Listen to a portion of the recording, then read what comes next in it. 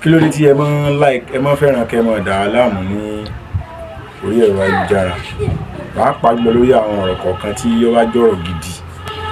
tó yẹ ká fọwọ́ gidi mú tó sì yẹ ká mú ní ọ̀nà tí ó tètè gbà rọ̀ wá lọ́rùn,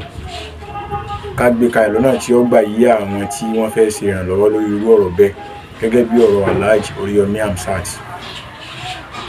Bí ọjọ́ mélòó kan sẹ́yìn nìsín gbogbo táwọn kan kọ sórí ọ̀rọ̀ ajá pé alhamdulilayi wọ́n ti gba béèlì Alhaji Oríyọmí Hamzat, wọ́n kálukú wá ń gbé fake news káàkiri. Ẹ mọ̀ pé tẹ́ ń ṣe yìí ẹ tún máa fi dákún ọ̀rọ̀ yìí ni. Kódà irú ọ̀rọ̀ yìí gan ó yẹ kí gbogbo ìgbésẹ̀ tá a bá gbé lórí ẹ̀ kò yẹ ká máa sọ sórí ẹ̀rọ ayélujára báyìí, tó gbé tó bá ti bọ́ sórí ẹ̀rọ ayélujára ó ti di kárí ilé kárí oko, débi pé ẹni tó jẹ́ ọ̀tá fún Alhaji Oríyọmí Hamzat gan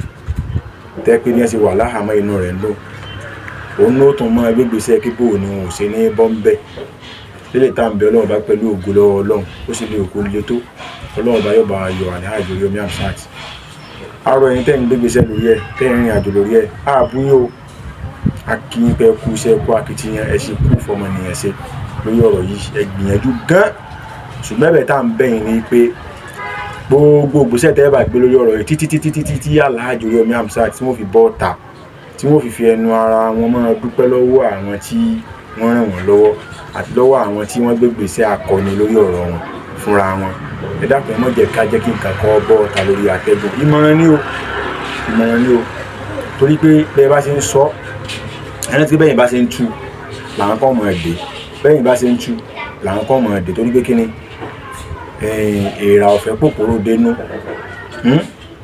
wọ́n ti bá sì bọ̀ wọ́n ní kòkòrò tí ń jẹ̀fọ́ ìdí ẹ̀fọ́ lọ́wọ́, kòkòrò tí ń jẹ̀gbà ìdí ìgbà lọ́wọ́ ẹ̀yìn ẹ̀yẹn wa ẹ dákun torí tọlọ́run gbogbo ìrìn àjò tẹ́ bá rìn gbogbo gbèsè tẹ́ bá gbé lórí ọ̀rọ̀ Alhaji Oríyọmí Hamzat ẹjẹ́ ọjẹ́ mọ̀sínú mọ̀síkùn títí tí wọ́n fi bọ́ ta. Ẹlẹ́ẹ̀kejì ọ̀rọ̀ mi wá ní pé àwọn kan ń gbé wúrù mi pé àwọn kan tí Alhaji Oríyọmí Hamzat tí wọ́n bá ti fẹ́ bá fa ọ̀rọ̀ kan bí ọ̀rọ̀ bàbá kan lọ́nà ibẹ̀ yẹn tí wọ́n ní arákùnrin kan kú sílé ìtura wọn tí wọ́n wà ní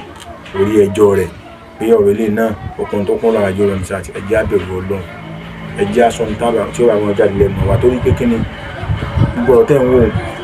wò méjì ni ó jẹ fún yẹn lọ́dọ̀ Ọlọ́run. Ó lè jẹ́ nǹkan tí ó jẹ́rìí gbé yẹn tí yóò fi rí ọ̀nà Ọlọ́run, ó sì jẹ́ nǹkan tí ó jẹ́rìí tako yẹn tí yóò fi rí ibi Ọlọ́run níwájú Ọlọ́run. Ẹ jẹ́ aṣọ tábà náà sọ bóyá àwọn tẹ́ ń sọ̀rọ̀ bóyá àwọn ọmọ kankan gba ti ń ṣẹlẹ̀ sí Alhaji Oríyọmí Hamzat, bóyá ènìyàn kan ọmọ kankan tẹ́ pọ́lọ́ kan fẹ́ fi sábà bíi pé kó fi wọ́n pamọ́ fún aburú tó tóbi jùlé lọ kí aláàmọ́ àìsọ fún tá a bá fẹ́ fi ọ̀rọ̀ jẹun káwọ́ ọ̀nà náà tá a gbà fi ọ̀rọ̀ jẹun káwọn mọ̀ sọ kó já mọ́. Lẹ́yìn pé n ta sọ lórí orí ìkànnì Glo Ọmọ Yorùbá ni pé nígbà tá a rí pé ọ̀rọ̀ yẹn tó ti ń nítumọ̀ bọ̀ a ní ká dúpẹ́ lọ́wọ́ Ọlọ́run a sì dúpẹ́ lọ́wọ́ àwọn tí wọ́n ń gbé gbèsè kì í wá sí báwa máa sọ tí a rí pé àti débẹ̀ àti lọ́bẹ̀ àti lọ́wọ́ ẹ̀yin tẹ́ ẹ bá sì lọ́bẹ̀ náà ẹ dákun ẹ má sọ kọ̀ǹdíṣàn Alhaji Oríyọmí Hamzat ẹ má sọ lórí ẹ̀rọ ayélujára mọ́ ẹ má sọ mọ́. Tẹ́ ẹ bá lè pa àwọn kọ̀ọ̀kan àwọn èèyàn bí ẹni bí ẹ̀wọ̀n tẹ́ ẹ bá mọ̀ tí wọ́n súnmọ́ wọn ipò tá a bá wọn rí o ìgbésẹ̀ tó kàn rí o Glo Ọmọ Yorùbá àkí gbogbo wa o àtẹ̀yìn tẹ́ jáde nìbàdàn gbẹ̀yìn ìyá bàbá tẹ́ jáde láti jẹ́ káwọn èèyàn mọ̀ pé Alhaji Oríyọmí Hamzat kì í ṣe èèyàn tí mọ́ wàhálà àmọ́ torí pé kí ni èèyàn táwọn èèyàn ń jẹ àǹfààní lọ́pọ̀tọ̀pọ̀ lára rẹ̀ ni wọ́n àdúpẹ́ lọ́wọ́ yín. Gbogbo ẹni tẹ́ ń rìn abẹ́nú náà bọ́rọ̀ yóò ṣe yá olóṣèlú ni o ẹni tí òṣèlú ni àtẹ̀yàn tẹ́ ló lọ tẹ́ jẹ́ níbi ẹni bí àdúpẹ́ lọ́wọ́ gbogbo yín pẹ̀lú ògo lọ́wọ́ Ọlọ́run ẹ̀ní forí ẹ̀gbà ọmọ yín ò ní bọ́ ha ẹ̀ní bọ́ ha. Glo Ọmọ Yorùbá kí yín o èmi ọmọ Alhaji Oríyọmí Hamzat rí o ṣùgbọ́n mo mọ̀ pé